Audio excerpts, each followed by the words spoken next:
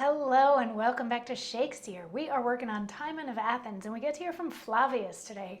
Flavius is one of Timon's servants, and what's interesting in the folio, in this scene specifically, Timon calls him Flavius, so we know that that's his name.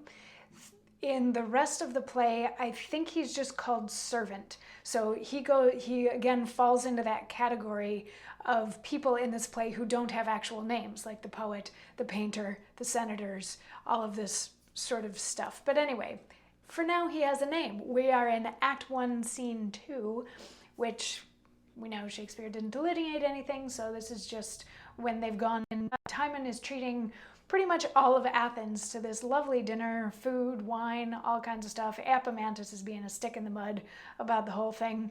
But some women came in and did a dance, and they got paid for it. They got rewarded with jewels. Timon sent Flavius to get a whole other case of jewels so that he would have more stuff to give out.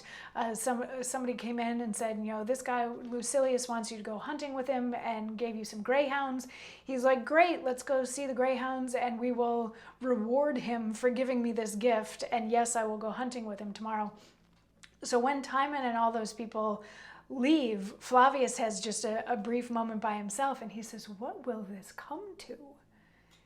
He commands us to provide and give great gifts, and all out of an empty coffer. Nor will he know his purse, or yield me this to show him what a beggar his heart is, being of no power to make his wishes good. His promises fly so beyond his state that what he speaks is all in debt. He owes for every word. He is so kind that he now pays interest for it. His lands put to their books. Well, would I were gently put out of office before I were forced out. Happier is he that has no friend to feed than such that do even enemies exceed. I bleed inwardly for my Lord. So Flavius knows what's what. Epaminondas has been saying all along that Timon is treating these people really well, but he should be careful because if he ever finds himself in a troubled position, none of these so-called friends will likely come to his aid.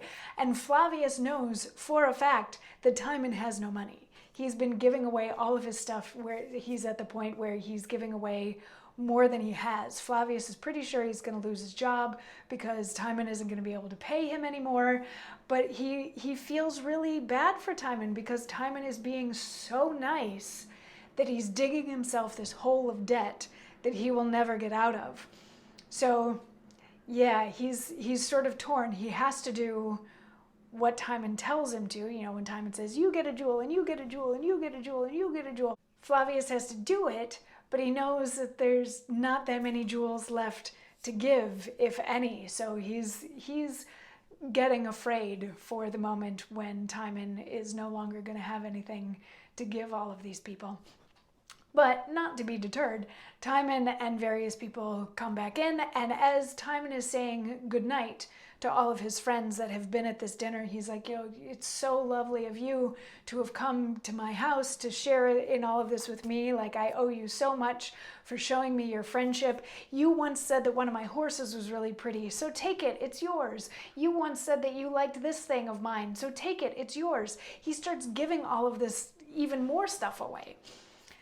Epaminondas notices this, and after all of these other lords have left, Epaminondas is like, you're pretty soon you're going to be giving yourself away because you have no more money left to give away. And Timon is like, you know what, Epaminondas, if you had a slightly better attitude, I could give stuff to you too. And Epaminondas is like, I'm not touching that one with a 10-foot pole. And Timon's like, if you're about to go off on a tirade about how terrible Athenians are, I'm done. And he leaves, and Epaminondas is like, this is going to turn out badly. And that's the end of Act 1, Scene 2. So in Act 1, we've gotten to see that Timon is extremely generous, that there are a couple people that are concerned for his future, and that most of Athens are butt-kissing leeches who just want to take Timon for everything that he's got. So it's going to have a happy ending, right? Anyway, tune in tomorrow for more as we find out. I'll see you then. Mwah.